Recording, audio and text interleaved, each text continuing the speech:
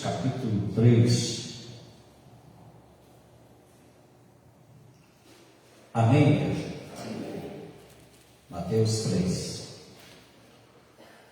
Naqueles dias surgiu João Batista pregando no deserto da Judéia e dizia: arrependei-vos, porque o reino dos céus está próximo. Este é aquele que foi anunciado pelo profeta Isaías, voz do que clama no deserto: preparai o caminho do Senhor, endireitai as suas veredas. João tinha suas roupas feitas de pelos de camelo e usava um cinto de couro na cintura. Alimentava-se com gafanhotos e mel silvestre. A ele vinha gente de Jerusalém, de toda a Judéia, de toda a província adjacente ao Jordão. Confessando seus pecados, eram batizados por João no rio Jordão. E vendo ele muitos fariseus e dos saduceus que vinham ao seu batismo, dizia-lhes: raça de víboras, quem vos ensinou a fugir da ira futura? Produzir, sim, frutos que mostrem vosso arrependimento. Não presumais em vós mesmos, dizendo: temos por pai a Abraão, porque eu vos digo que mesmo destas pedras Deus pode gerar filhos a Abraão. O machado já está posto à raiz das árvores, e toda árvore, pois, que não produz bom fruto, é cortada e lançada no fogo. Eu, em verdade, vos batizo com água para arrependimento, mas depois de mim vem alguém mais poderoso do que eu, tanto que eu não sou digno nem de levar as suas sandálias. Ele vos batizará com o Espírito Santo e com fogo. Ele traz a pá em sua mão e separará o trigo da palha. Recolherá no celeiro o seu trigo e queimará a palha no fogo que jamais se apaga. Amém, igreja? Pode sentar.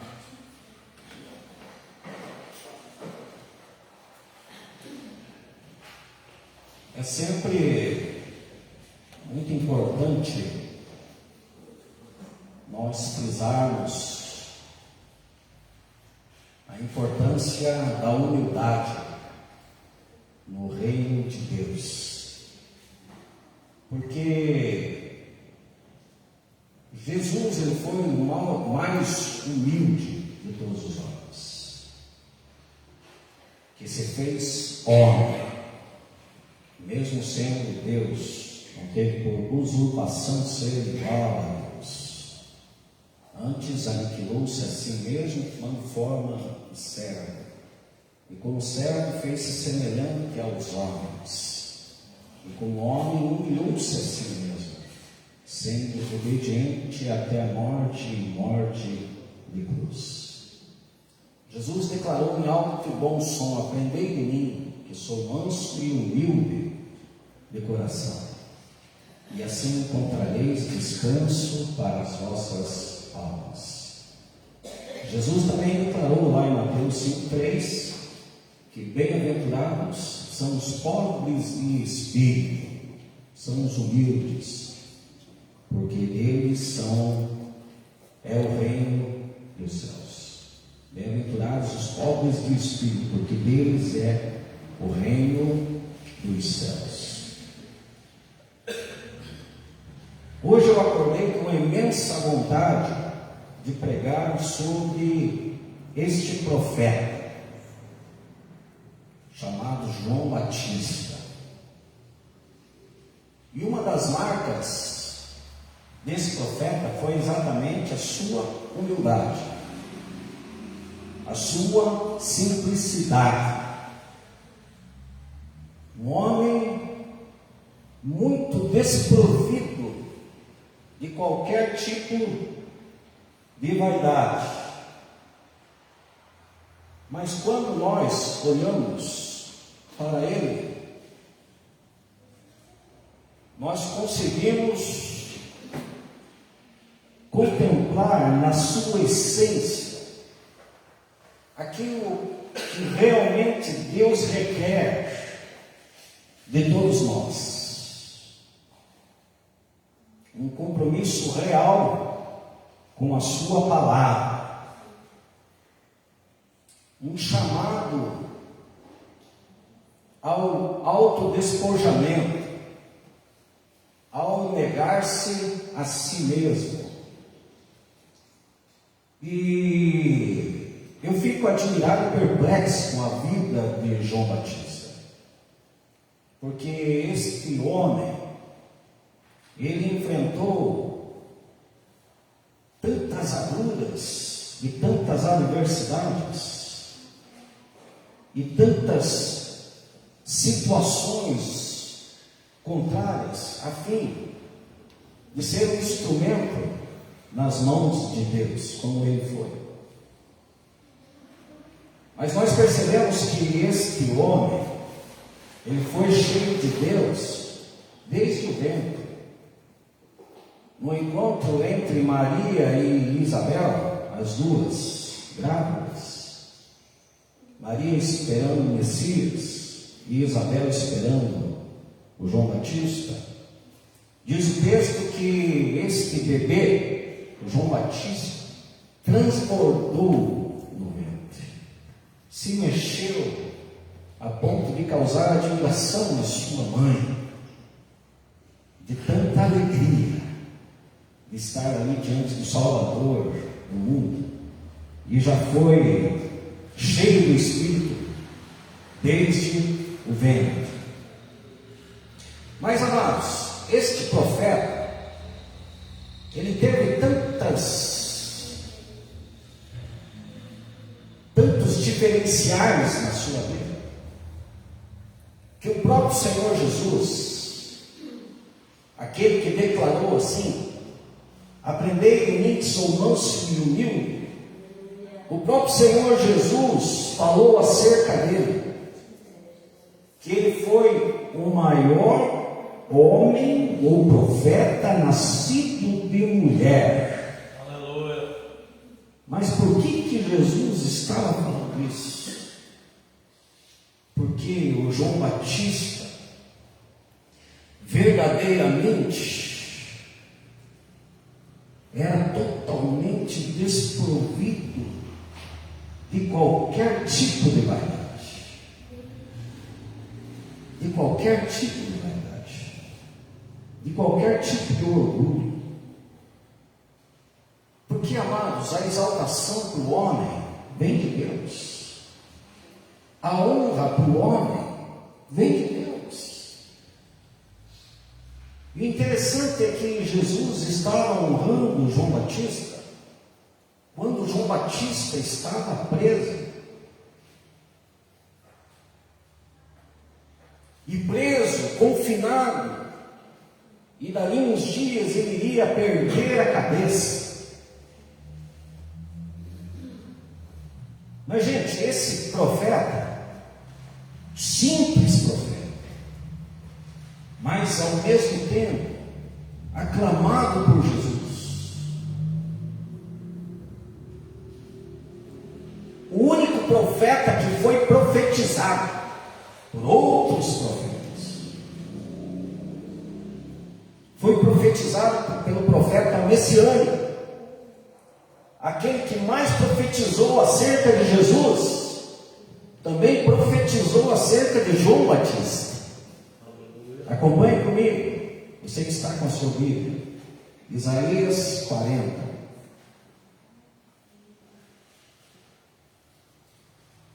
Profeta Isaías. Para entrar na sua Bíblia, se você puder.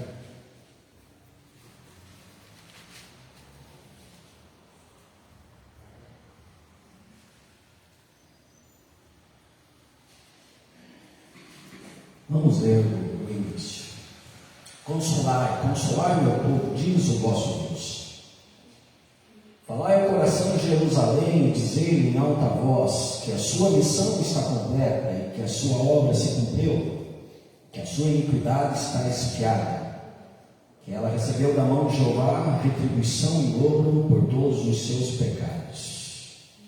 Há uma voz que clama em meio à terra desértica: preparai o caminho do Senhor.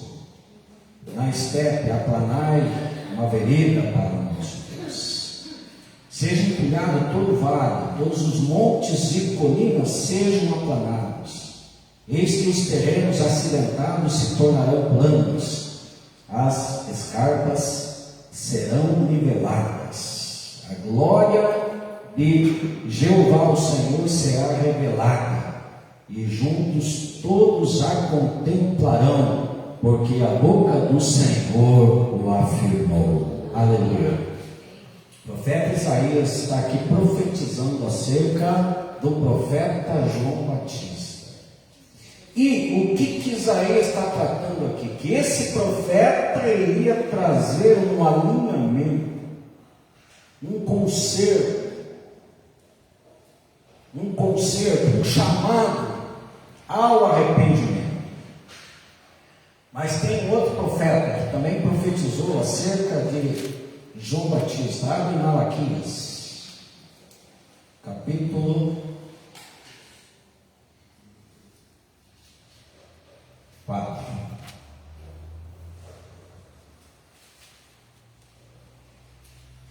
Na parte final, 5 e 6. Malaquias 4, 5 e 6.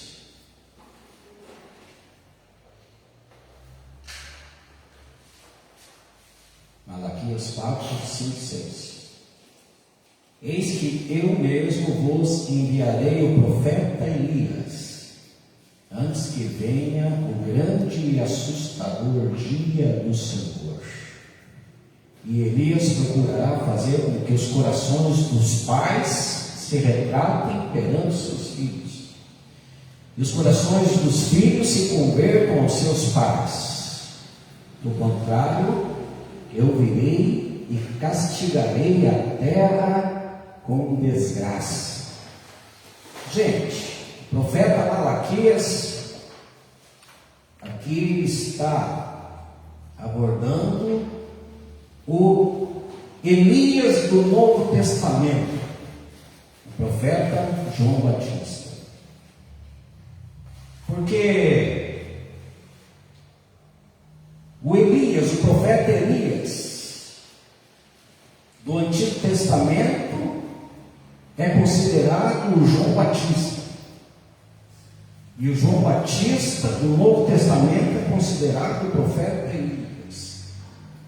Exatamente por causa das similaridades, ministérios parecidos, ministérios proféticos, chamando o povo ao conserto, chamando o povo ao arrependimento,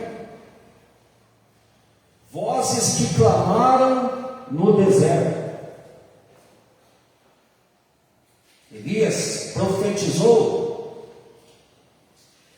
o apóstolo Tiago declarou que era um homem como nós, sujeito às paixões, mas orou e não choveu durante 3 anos e 6 meses. E aí este homem também teve que,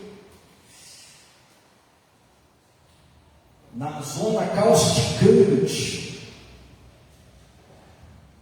ser totalmente assistido por Deus, como ele foi, que até ser alimentado por corvos, viveu situações estranhas, literalmente comeu a boca do corvo, foi chamado para ser alimentado por uma viúva que não tinha nem para ela, estava à beira da morte. Então, Elias, o João Batista do Antigo Testamento, também foi até o povo e declarou assim, chamando o povo ao arrependimento: até quando vós cocheareis entre 2 pensamentos? Ou seja, até quando vocês ficarão em cima do muro? Até quando vocês vão optar pelo errado, sendo que existe o certo, e que é mais sensato você procurar fazer o certo? permanecer no errado? Até quando cocheareis entre dois pensamentos? Se Deus é Deus, serve a Deus. Se Baal é Deus, serve a Baal. E o povo ficou indeciso, ficou quieto.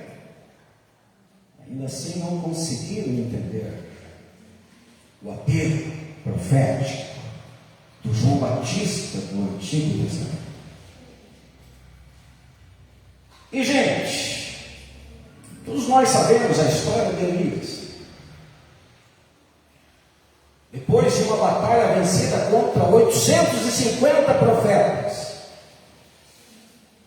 falsos profetas, nós já pregamos aqui sobre isso. E os falsos profetas estão por aí. Muito comum você se deparar com um falso profeta. Tem até aqueles que, sem julgar, já julgando, Deus tem misericórdia desse pobre pecador que nos faz nessa noite. Eu estava assistindo uma palavra hoje de um pastor que já foi muito respeitado a nível nacional e mundial. E ele estava falando o seguinte, gente: se o Brasil ouvisse e acatasse as pregações dele, o Brasil seria outro. A igreja evangélica brasileira seria outra. E eu fiquei pensando comigo. E ainda passa assim uma humildade que, olha, deixa transparecer a humildade.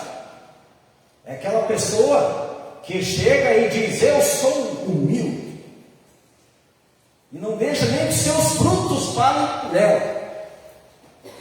Porque quem é, não precisa dizer através de palavras, mas os seus frutos, as suas atitudes, as suas palavras são condizentes.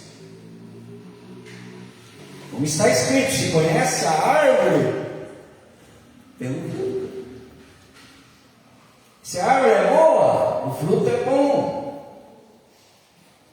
O que eu estou querendo dizer? É que eu achei meio estranho uma pessoa dizer o seguinte: se esse povo me ouvisse, a situação seria outra, o país seria outro, a igreja seria outra. Gente, por nenhum momento colocou a palavra de Deus em evidência, por nenhum momento colocou o Evangelho em evidência. E todos nós sabemos que é a verdade que liberta.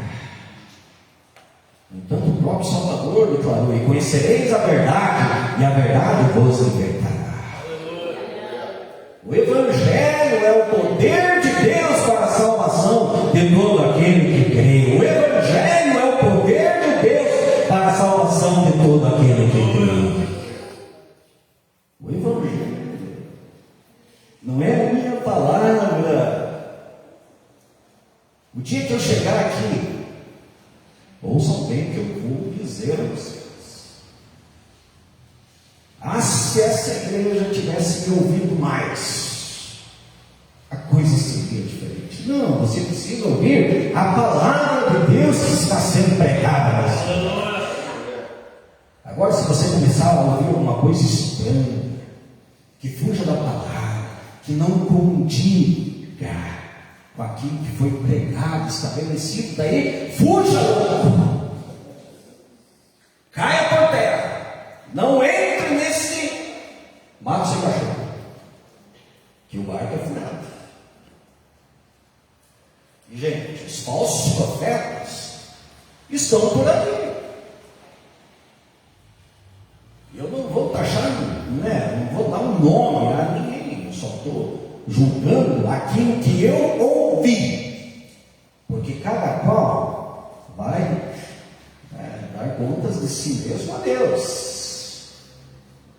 Eu estou julgando dando aquilo que eu ouvi, estou passando aquilo que eu ouvi, nem uma vírgula a mais. E eu posso julgar a profecia, mas não a profeta. Gente,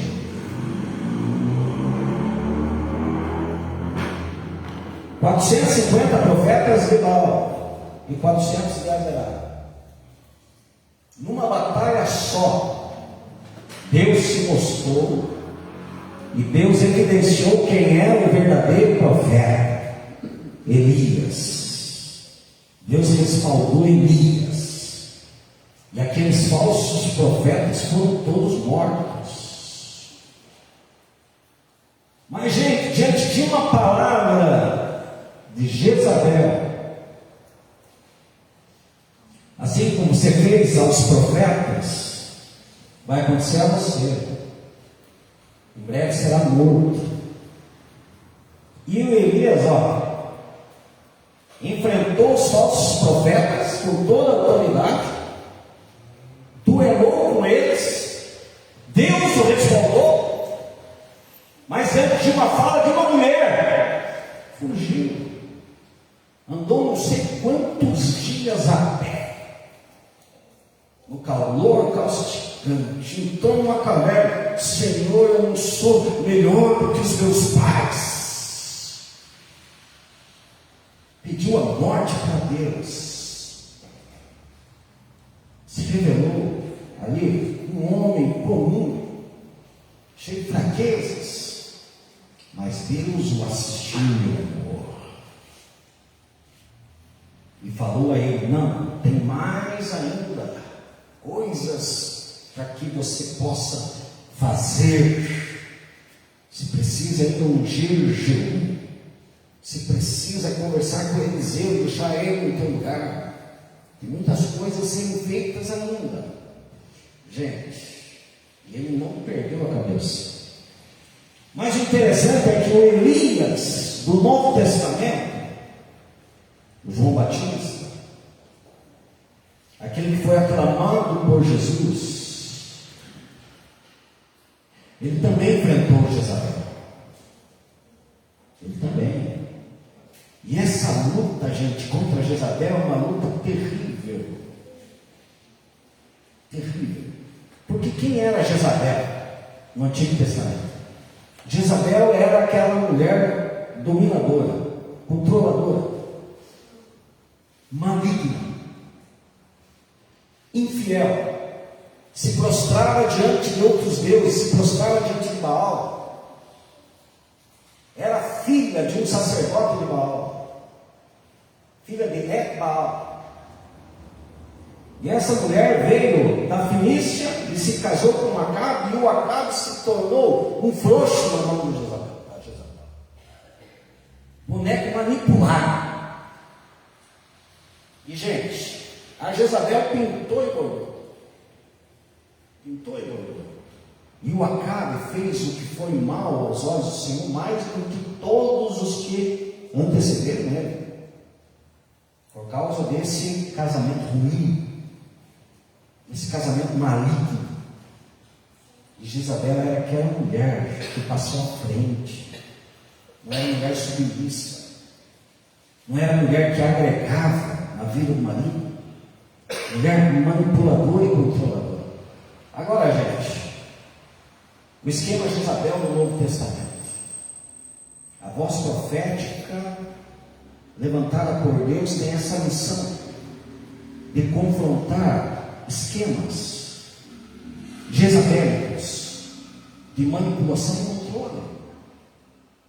E, gente, o João Batista, como ele não tinha papas na língua, como ele foi levantado por Deus como uma verdadeira voz profética, que não ficava passando a mão na cabeça das pessoas, porque o profeta de Deus, amados, ele não fica passando, alisando ego em ninguém.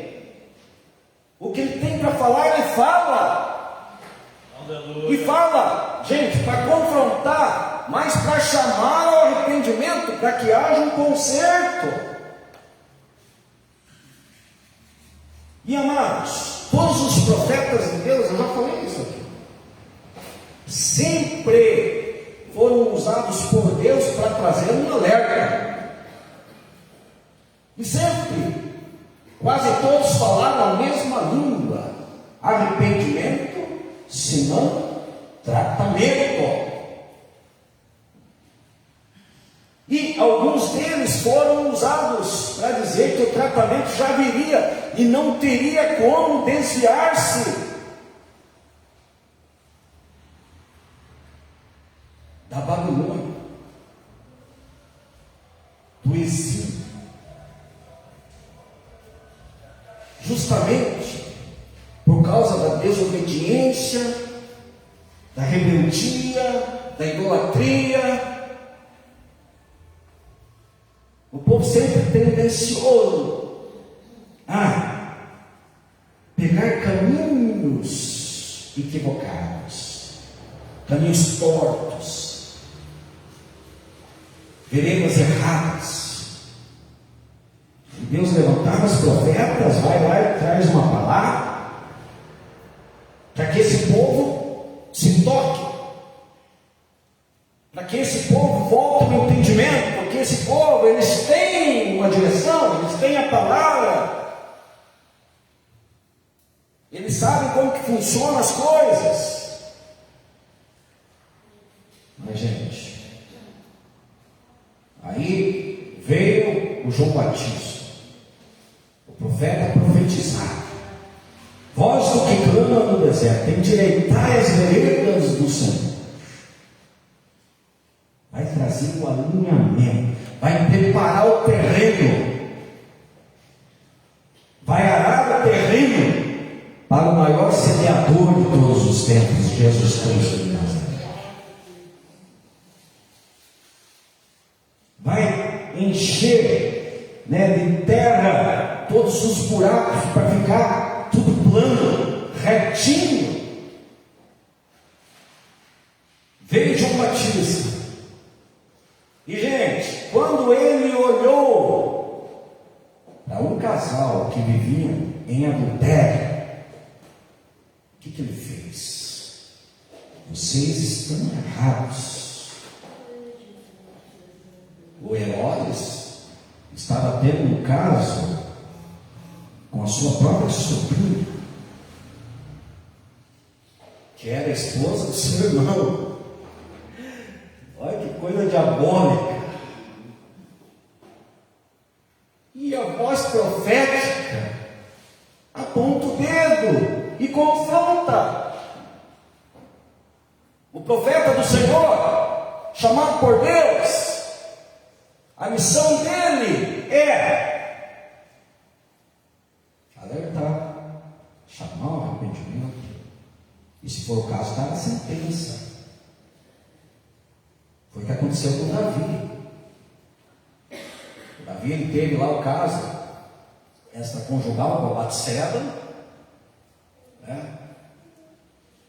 e depois de 9 meses por ali, quando o Davi havia pensado que a coisa tinha caducado, chegou Natan um dia na sua casa e começou contando uma parábola no ouvido de Davi. Todos nós conhecemos a parábola.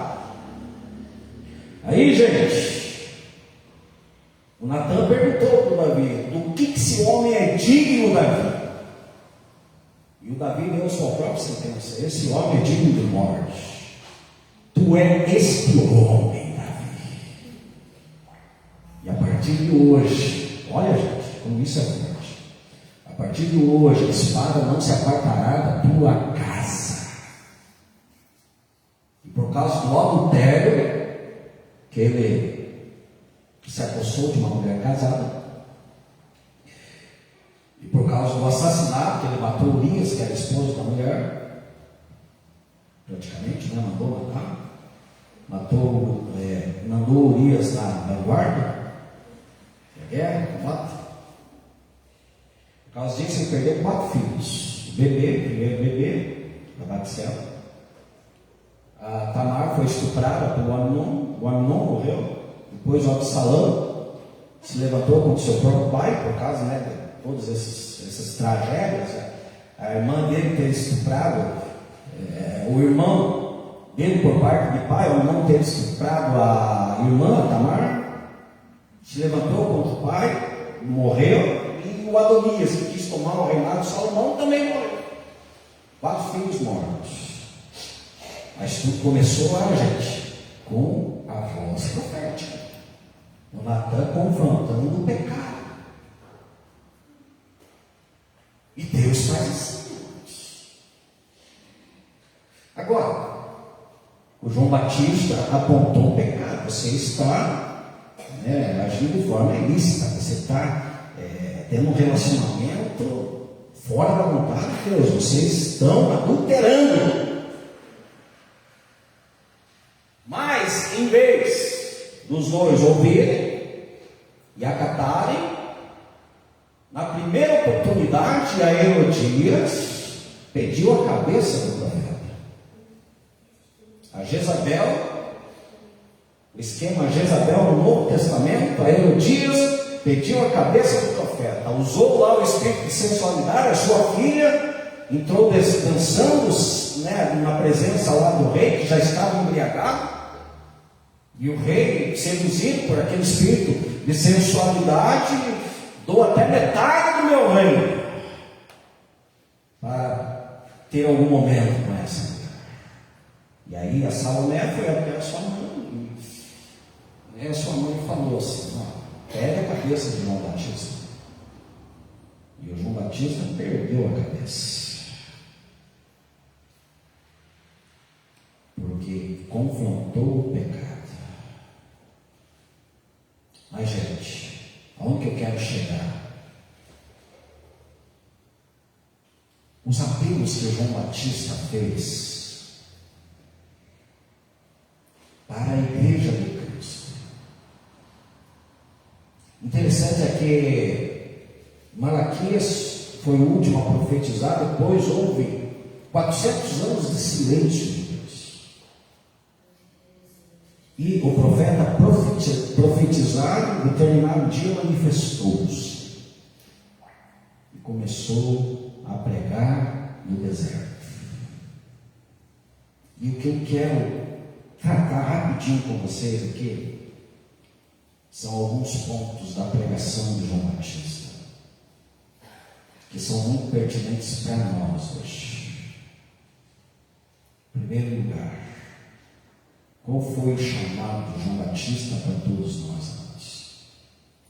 Produzir frutos dignos de arrependimento.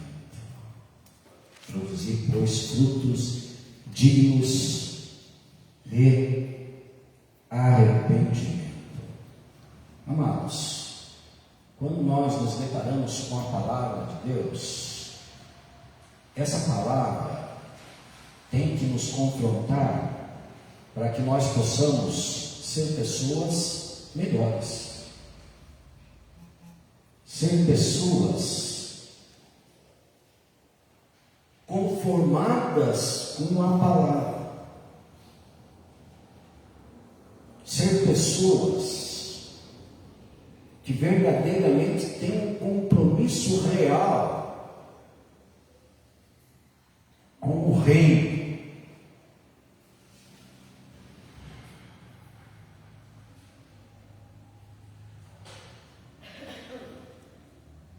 Quando eu estava no mundo, entre aspas, eu agia de um jeito. Mas de repente, agora eu estou em outro lugar, agora estou em outro caminho. Quando eu estou no reino, quando eu estou na igreja, os meus procedimentos não podem ser mais condizentes. Se eu agia de forma ímpia, com procedimentos inadequados no mundo, por exemplo, se eu roubava antes de me converter, quando eu venho para cá, eu não posso roubar mais. Se eu matava, não posso matar mais. Se eu mentia, não posso mentir mais. Se eu era desonesto, agora eu tenho que ser honesto. Se eu era avarento, agora eu preciso ser generoso. Se eu era adúltero, agora eu preciso ser fiel. Se eu era soberbo, agora eu preciso ser humilde. Se eu era egoísta, agora eu preciso ser empático. Porque não adianta nada eu saber que eu preciso ser empático, ou que eu tenho que ser empático, mas continuo sendo egoísta. Não adianta nada. Eu saber que eu preciso aprender com Cristo sobre humildade e mansidão, mas continuo sendo desumilde. Não adianta.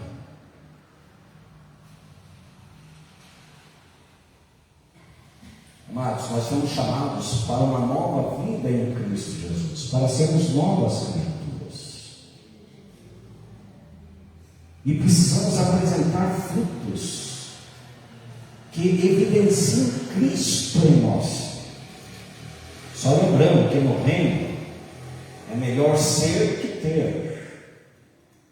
E isso é muito evidenciado quando Jesus aborda as bem-aventuranças.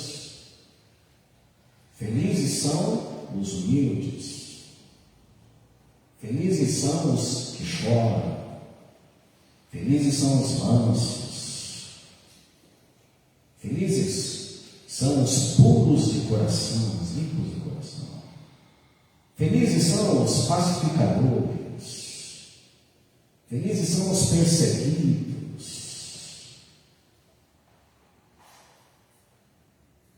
Tem tudo a ver com a transformação da mente. Tem tudo a ver com o negar-se a si mesmo. Quem quiser vir após mim, negue-se a si mesmo. Só que negar-se a nós mesmos é uma coisa muito difícil. Porque se Jesus falou que Ele não veio para ser servido, mas para servir, nós, muitas vezes, vivemos o contrário disso. Queremos ser servidos antes de servir. Abra comigo em Lucas 3.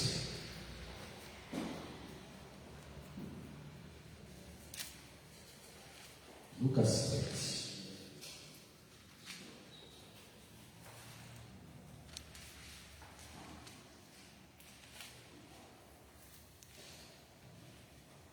Já vou encerrar. Lucas 3. Partido 3. Está tratando de João Batista. Então ele percorreu toda a região próxima ao Jordão, proclamando um batismo de arrependimento para perdão dos pecados. Assim como está escrito no livro das palavras do profeta Isaías: voz do que clama no deserto, preparai o caminho do Senhor, tornai retas as suas veredas. Pois que todo vale será aterrado, e todas as montanhas e colinas niveladas. As estradas tortuosas se transformarão em retas, e os caminhos acidentados serão aplanados. E todos os seres viventes contemplarão a salvação que Deus oferece. João repreendia as multidões que vinham para ser batizadas por ele. Raça de víboras, quem nos persuadiu a fugir da ira vindoura? Produzia então frutos que demonstrem arrependimento. Não comeceis a acreditar em vossos corações: Abraão é nosso pai. Pois eu vos asseguro que destas pedras Deus pode fazer surgir filhos a Abraão. O machado já está posto à raiz das árvores, e toda árvore que não der bom fruto será cortada e jogada ao fogo. E as multidões lhe rogaram: o que devemos fazer então? Diante do que João as exortava: quem tiver 2 túnicas, dê uma a quem não tem nenhuma. E quem possui o que comer, da mesma maneira reparta. Chegaram inclusive alguns publicanos para ser batizados e indagavam: mestre, como devemos proceder? E João lhes respondeu: não deveis exigir nada além do que vos foi prescrito. Então o grupo de soldados lhe inquiriu: e quanto a nós, o que devemos fazer? E ele os orientou: a ninguém molesteis com extorsões, nem denuncieis falsamente, contentai-vos com o vosso próprio salário. Gente, precisa explicar o texto? Nós fomos chamados, amados, para os bons frutos dignos de arrependimento. Deixa a árvore, falar por si só quem ela é. Não precisa, gritar ao mundo: olhem os meus bons frutos. Não precisa. Se conhece a árvore pelos seus bons frutos. E aí, gente, veio algumas pessoas para serem batizadas, ou talvez curiosos, religiosos, fariseus e saduceus. Gente, a religião muitas vezes mata. A religião, uma das maiores lutas que nós temos na igreja, é a falsa religiosidade. Pessoas que tentam se justificar somente por aquilo que fazem ou deixam de fazer. Isso é uma coisa terrível. Porque esse profeta aqui, gente, ele se levantou contra a falsa religião. E olha, ele estava preparando o caminho do Senhor e endireitando as veredas. E mesmo assim, mesmo ele olhando para aqueles fariseus e saduceus e dizendo a eles: raça de víboras, quem vos livrará da ira vindoura? Gente, porque muitos ali se tentaram justificar, de uma forma orgulhosa e hipócrita. Mas João Batista veio e confrontou aquele espírito de religião. E, gente, aí o povo perguntou: mas o que nós devemos fazer? Aí começou a evidenciar-se os frutos dignos de arrependimento. Se você tem duas túnicas, uma repara. Um procedimento adequado que provém, gente, do bom caráter. Do bom caráter. Um desprovimento do egoísmo. Desprovimento do egoísmo. Se você tem duas túnicas, uma... Eu estava ouvindo uma pregação do Hernando Dias Lopes, e ele estava falando, gente, por exemplo, como que é o teu guarda-roupa? Como que é o teu guarda-roupa? Não, eu tenho lá duas camisas só. Um par de meio, um sapato. A hora que acabar o solado dele, eu vou e compro outro. Tem algum herói assim no nosso meio? As mulheres aí, as donas, quem aqui não está pensando: não, esse ano eu vou comprar nem uma camisetinha para montar? Tem alguma dona no nosso meio com esse pensamento?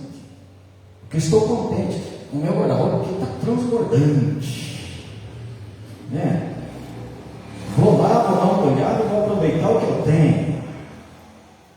Gente, quantas coisas nós temos lá que nós não estamos aproveitando, e quantas pessoas estão aí fora, estão necessitadas. Nós ouvimos aqui, aquela matéria que o pastor falou lá da África, que eles vão gastando lá a blusa até acabar.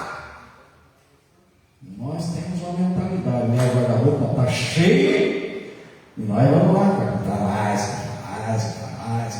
Não, é porque tem a ocasião, não é porque tem o jantar, não é porque eu tenho o aniversário, não é porque eu tenho que ir bonito na igreja. Não. Gente, nós vamos assim alimentando as nossas verdades, sempre. Mas, amados, a palavra nos chama Há um procedimento diferente. Não que você seja proibido. Não, eu não vou, é melhor mesmo, vou economizar, não vou comprar nada, não desce nada. Gente, nós precisamos ter essa mentalidade de repartir,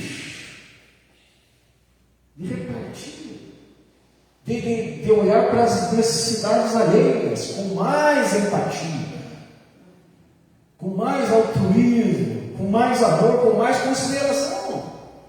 Ou seja, nós estamos muito atraídos pelo orgulho. E, gente, quando nós aprendemos a realmente viver essa palavra de Deus, nós vamos fazer muito mais além, pelos nossos próximos. Vamos ter muito mais consideração. Vamos ser muito mais desprovidos de qualquer tipo de vaidade, egoísmo ou orgulho que só trazem atrapalho para as nossas vidas, principalmente para a vida espiritual.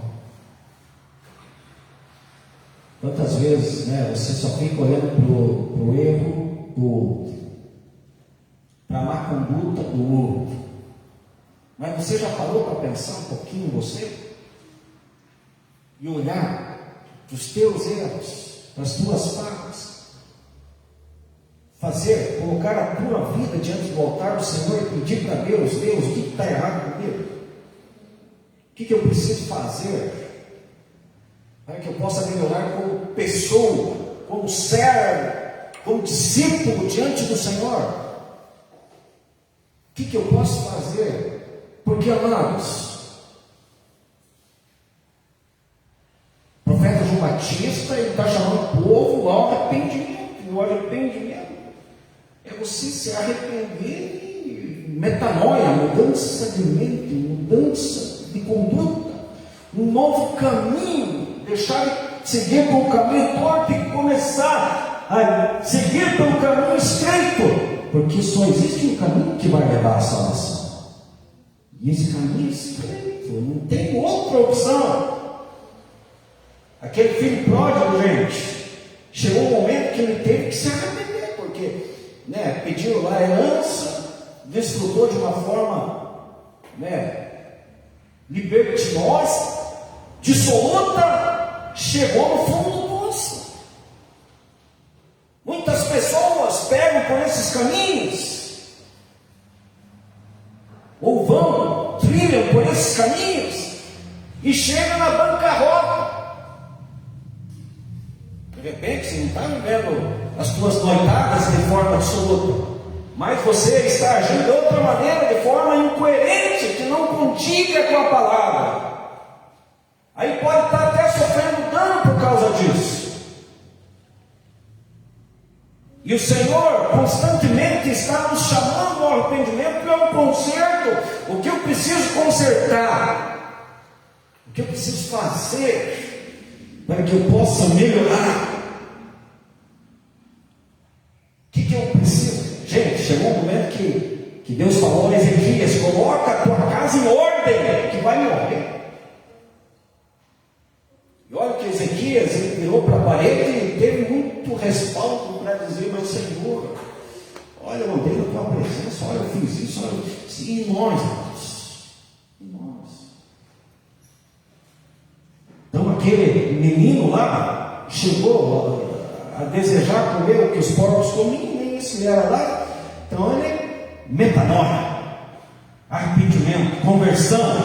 Vou mudar o caminho, vou voltar para a casa do pai. Porque na casa do pai tem os empregados que na mudança de pão, eu estou aqui quase morrendo. Então, gente, não vamos deixar que a morte nos assole, enquanto que Jesus declarou que tem vida com abundância.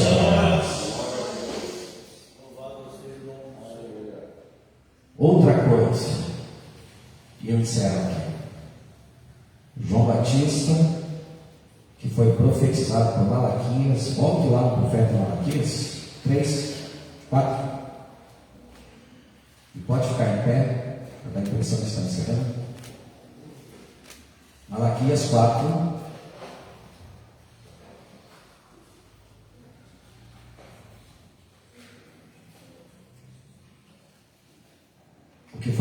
profetizado por Malaquias. Eis que eu mesmo, 5:6, eis que eu mesmo vos enviarei o profeta Elias, João Batista, antes que veio o grande e assustador dia do Senhor. E Elias procurará fazer com que os corações dos pais se retratem perante seus filhos, e os corações dos filhos se convertam aos seus pais. Do contrário, eu virei e castigarei a terra com desgraça. Do que o texto está falando aqui, gente? Conserto dos relacionamentos. A palavra diz que nós, como pais, não devemos provocar a ira dos nossos filhos. Mas a palavra também diz aos filhos que os filhos devem honrar os pais, para que se prolonguem os seus dias na face da terra. Gente, Malaquias profetizou aqui acerca de João Batista, que ele converteria o coração dos pais aos filhos e dos filhos aos pais. É necessário haver um conserto nos relacionamentos. Por quê? O apóstolo Paulo declarou lá em 2 Timóteo 3 que os últimos dias seriam tempos difíceis, trabalhosos, e os filhos seriam desobedientes aos seus pais e seus mães. Isso é muito triste, porque nós nos deparamos com muitos filhos que estão quebrando a cara, então, literalmente, exatamente por não dar ouvidos aos seus pais, e pegam caminhos totalmente equivocados, errados.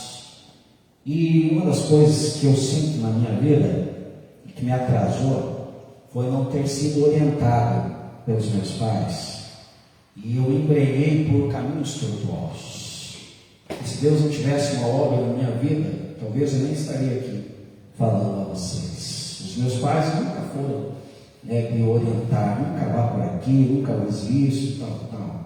Gente, é preciso com que nós tenhamos uma consciência de mostrar o caminho aos nossos filhos, pregar a palavra a eles, ou até mesmo que haja um conselho. Só não podemos deixá-los sem orientação. E mesmo assim, muitas vezes, amados, nós mostrando o caminho, eles vão pegar caminhos errados. Muitas vezes. É muito triste isso. Mas isso, me dá um entendimento que todos os relacionamentos são importantes. E é necessário haver uma conversão nos relacionamentos. Porque, amados, eu preciso não estar bem somente com os meus pais. Eu preciso estar bem com os meus filhos. Eu preciso estar bem com os meus vizinhos. Eu preciso estar bem com os meus irmãos na igreja. Eu preciso estar bem com os meus colegas de trabalho, porque eu sou o cristão da história. Uma simples oferta que você vem oferecer no culto, Jesus falou: se você tem uma pendência com alguém, vai e conserte. Eu ouvi uma pregação, gente, que o pastor começou a pregar nesse texto, e de repente as pessoas começaram a sair da igreja, mas não porque estavam chapados de ouvido, porque foram consertar os seus relacionamentos. Amados, nós precisamos nos converter, porque nós estamos muitas vezes dando vazão aquilo que a Bíblia não prega no sentido de relacionamentos. E estamos vivendo de forma egoísta, não estamos tendo paciência, não estamos tendo mansidão, não estamos considerando os outros superiores a nós mesmos, não estamos dando honra aos outros, não estamos pensando só em nós, visando só o nosso eu. Amados, e isso é ruim demais. É nesse sentido, amados, que nós precisamos nos converter. Os relacionamentos são importantíssimos para Deus. Se não fosse assim, Jesus não teria dito: novo mandamento vos dou, que vos ameis uns aos outros, assim como eu vos amei. Que esse chamado de João Batista, que esse chamado ao arrependimento seja um chamado ao conserto. Eu preciso me consertar com os da minha casa. A Bíblia diz, gente, que muitas vezes os maiores inimigos são os da sua própria casa. Aí você não tem amizade com os da sua própria casa e quer, ser ainda abençoado, quer ainda fazer acontecer. Você não se dá bem nem com os teus e quer ser visitado por Deus. Você não honra os teus, você não abençoa os teus, você não é generoso com os teus. Como que você vai ser generoso com os da igreja? Talvez se você tenha alguma ira no coração, alguma malquerência com um irmão da igreja, como que você vai pegar um microfone e querer pregar a palavra de Deus? Sendo que a Bíblia vai totalmente contra isso. Nós precisamos, amados, nos converter dos nossos maus caminhos. Esse meu povo que se chama pelo meu nome, se humilhar, orar, buscar a minha face, se converter dos seus maus caminhos, então eu ouvirei dos céus, perdoarei os seus pecados e sararei a sua terra. Quem deseja uma terra curada, quem deseja um final de ano abençoado, quem deseja um 2024 diferente, se converta dos seus maus caminhos, arrependa-se, busque o conserto, mas não do outro. Senhor, conserte aquele, não, conserte a mim, sou eu quem preciso. Por quê? O erro que eu possa estar vendo no outro e que me causa transtorno é o maior erro em mim mesmo, porque eu só estou olhando para o outro, deixando de olhar para mim. Na escola bíblica dominical, eu perguntei: você conhece alguém hipócrita? Aí uma irmã respondeu: é só você se olhar no espelho. É claro que ela não estava falando para mim, mas ela estava querendo dizer: se olhe no espelho e pergunta para você mesmo: será que o espelho vai dizer para você que você não precisa melhorar em nada? Se você não precisa melhorar em nada, morra agora. Morra agora. Se você não precisa melhorar em nada. Se essa palavra falou ao teu coração, vem aqui à frente. Nós vamos orar e vamos começar essa campanha, gente.